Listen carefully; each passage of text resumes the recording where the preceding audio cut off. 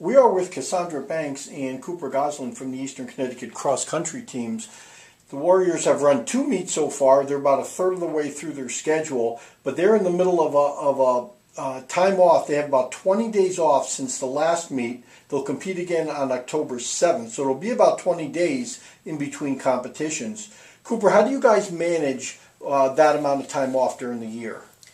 We use it as an opportunity to get a lot more miles in, a lot more workouts in. That'll get us ready for the competitions. I personally like it from a physical and mental kind of break from the racing, because what'll happen is when we're racing, especially in track, you'll see we have like 5 or 6 meets in a row.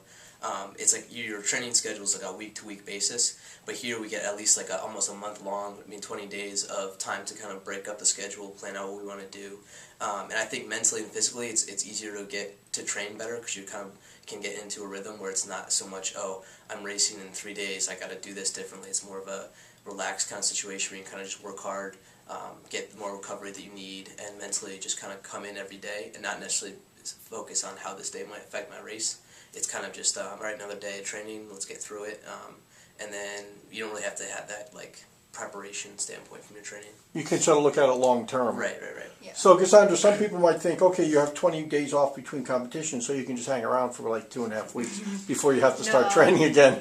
I think these 2 weeks are really good for us because we get 2 extra speed days in, because we don't have to prepare for a meet on Saturday. Definitely, it's like a nice mental break, try to get rid of all the stress and not as much pressure, because we're just taking it easy. We have our long runs on Sunday, days off on Monday, and then, a couple speed works with some recovery days in there. So it's definitely, I think it's going to work to our advantage, because we have 2 weeks, to prepare our bodies, get ready for the LEC meet. And it might be good to have this heat wave now that you may not have to go as hard. Exactly, yeah. During the This heat wave came perfectly, because we didn't have to race. Yeah, I'm glad we didn't have to race Saturday, because that would have been brutal. It's supposed to be warm, right? Yeah. Your next meet is not going to be, you're going to be at Westfield on October 7th, right? That'll be at the Westfield State Invitational against, you'll be running the James Early Invitational at the park there, right? Mm-hmm. At Stanley Park. Yeah, right across campus.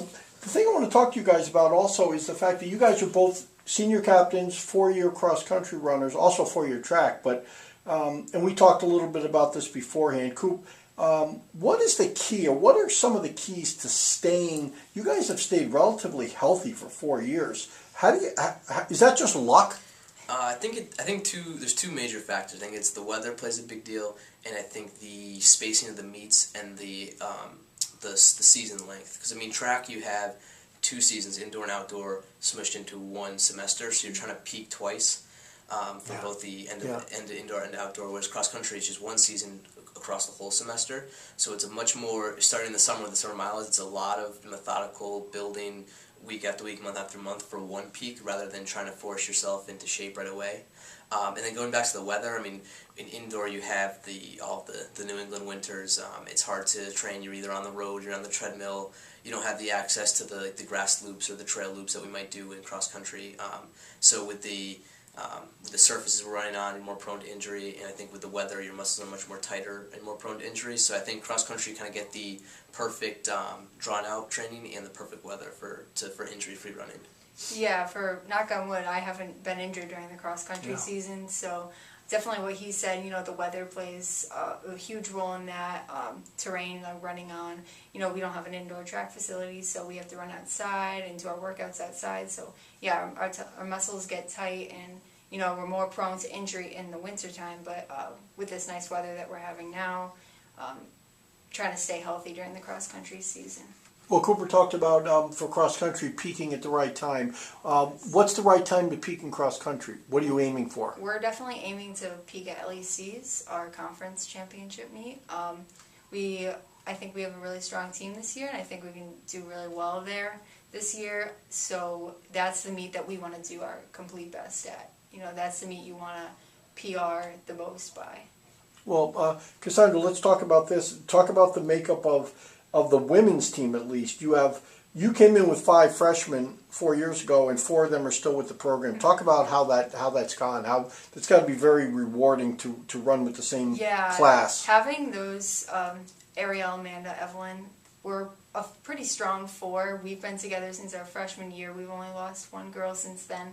So the 4 of us are pretty strong, and I think we're strong throughout the board. Like, we have 3 juniors. All 3 of them are strong, 3 sophomores and 3 freshmen. So we're a pretty evenly distributed good team. Balance, We have a good balance. And Coop, your team is just about is very different. Yeah. Unfortunately, I mean, 9 out of the 12 are new. You've only got you came in with Noah Hallisey, and now you have Ryan Adams, who's a junior. Those are the only 3 that are back. How has that gone? Is it a little disappointing that maybe, I'm sure as a senior you're hoping you have a real strong, solid nucleus of veterans to get through that final season? Yeah, it's a different dynamic. It's kind of weird. It's kind of feel like the last man standing. I mean, through the first 3 years, and it's like I have all these guys who are older than us. We have a good core, and then now it's just me, Noah, and Ryan left. But I wouldn't say it's too much of a disappointment because it shows growth in our program, and I think having a lot of younger guys being attracted to the program will help year after year, and hopefully we'll have the same amount of freshmen next year and the year after that, and hopefully we'll have a good program built. Obviously, I would like to enjoy some of that while I'm here. Yeah. But it is what it is. We have a core group of 4 guys that are hopefully going to have a good year this year. And like you said, if we stay injury free. But I mean, yeah, it would be nice to have like a group like the girls where it's kind of like senior year. This is our year. Yeah. I think it's also exciting to have a new team because it's so new to everybody, and I think there's a lot of good camaraderie on the team right now. And I think we'll have just equally as enjoyable year.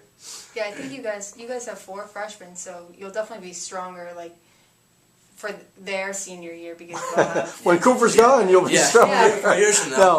Yeah. You won't just leave them with nothing. You know, they Right. have a strong, a strong underclassmen group.